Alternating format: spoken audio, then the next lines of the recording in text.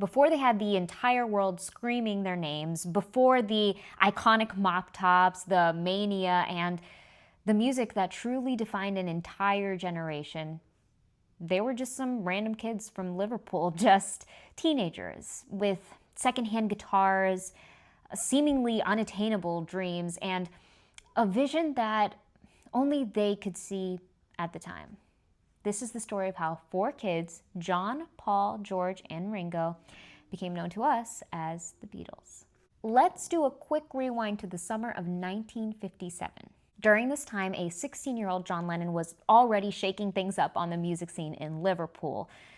To describe a 16-year-old John Lennon, he was sharp-witted, rebellious, but above all that, his most defining personality trait was that he had this total fixation on American rock and roll. At the time, he was the frontman of a group called the Quarrymen, and they were this scrappy skiffle band that played on guitars, washboards, and, well, really anything that they could get their hands on. On July 6th, they played a local gig at a church garden, and they weren't really going into this as if it was going to be a big moment or amount to anything for any of their careers. But as fate would have it, that was the day that Paul McCartney walked into John's world and changed everything for everyone. Paul was only 15, but when John saw him tune a guitar better than he ever could, and then rip right into a 20 Flight Rock by Eddie Cochran and taking it to the next level, he played it by memory without missing a beat. He played it perfectly. That stopped John in his tracks. It left him speechless. And let's not get anything twisted here. John had always been the leader, the front man, the wild one. But on the other side of that, John wasn't stupid. He recognized talent when he saw it. Actually, we'll get into that. That's kind of his thing. But talent, this is something you might know. Paul had that. Believe it or not, inviting Paul to join the band wasn't easy for John. He had to check his ego at the door. But the bottom line was that he really wanted this band to go somewhere. And he knew that if he had any chance at success, it would be with that kid. Oh, and inviting Paul to join the band was the single best decision John ever made in his entire life, because he pretty much hit the musical lottery twice. Because it didn't take long for Paul to bring in someone else into the mix. He started inviting his little, quiet, shy friend, whose name escapes me. It's George Harrison. By the way, if it wasn't painfully obvious, that was just a joke. We do not tolerate any George Harrison disrespect around here, just to make it clear. When George was only 14, he was baby-faced and reserved, but Paul advocated for him. He swore that he was good, and he was bringing him around. So John decided to let him have an audition. And George played raunchy. And it wasn't what John was expecting at all. He was utterly stunned. It's true George didn't talk much, but when he played, it spoke volumes. It said everything for him. Now, there were three different personalities, three different strengths, but one tether, one common obsession: music, and real music. American rock and roll, Buddy Holly, Chuck Berry, Elvis. Over the next couple of years, they played wherever they could. They went to school dances, church halls, bars, basements, etc.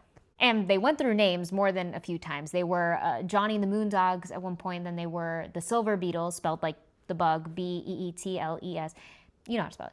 And then simply, they graduated to the Beatles.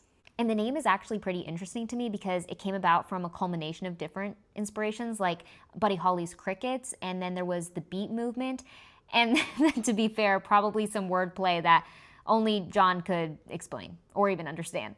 At that point, they weren't famous, not even close, but internally, they had that obsession to become something more. They were fueled by that hunger, that fire, that desire, that passion, that whatever you want to call it. But their early gigs were rough. They had to hustle just to be heard. And then even when they were booked, it was rarely glamorous. Then in 1960 came a turning point. A club owner in Hamburg, Germany offered them a deal. Come play in Germany. Live gigs, real play. The catch: the venues were painfully rowdy and the hours were torturously brutal, so they had to say yes. Emphatic yes. The best way to depict this was that Hamburg was their boot camp.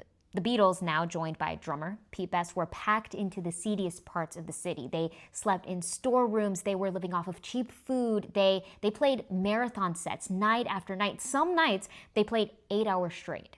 It was exhausting, but it was pivotal and transformative. They got tighter, faster, louder, more confident. In a very real way, Hamburg gave them no other choice but to grow up, on stage and off. George later said that's where they found their style, and that's really where they learned to perform. Those days, because we were on for so long. Yeah. But we got very tight as a band. So when they came back to Liverpool, they weren't just a local band anymore. They evolved into something else. Their homecoming shows at the Cavern Club were nothing short of electric. And let's just set the stage real quick, okay? This was no polished, elegant concert hall. No, it was this sweaty, gritty, underground brick cellar. It was packed and hot and loud, but when the Beatles played, it was as if magic crackled in the air. And that's where Brian Epstein found them. Epstein wasn't a music producer. He ran a local music store. When he walked into the Cavern Club that late night in 1961 and heard them play, he was blown away. They weren't just good, they were magnetic. He felt that pull to them. So he introduced himself the next day. He said, "I want to be your manager." Under Epstein, they cleaned up a little. No more jeans and leather jackets. He got them suits, gave them some structure, encouraged a little discipline. He was their first real believer. He was someone who saw their potential, and he saw beyond the chaos and the noise, and he saw real global stars before him. He pitched them to every single record label he could. Most of them turned him down, but he didn't stop. Eventually, they landed a meeting with George Martin, a producer for EMI's Parlophone label, better known for comedy records than pop hits. Martin gave them a chance. He had listened to their demo and thought it was raw but interesting, and he invited them to record. Immediately, he was drawn by their charm and wit, and he was really into it. He just had one concern: the drummer. Pete Best wasn't quite clicking in the studio. Martin felt that they needed a drummer that was a bit tighter and more versatile. Enter Ringo Starr. Ringo was older, steady, a bit quirky, but when he joined, something changed. The atmosphere shifted. Their chemistry just locked into place. They were no longer four separate musicians, but now they were a unit. John, Paul, George, Ringo, the Beatles.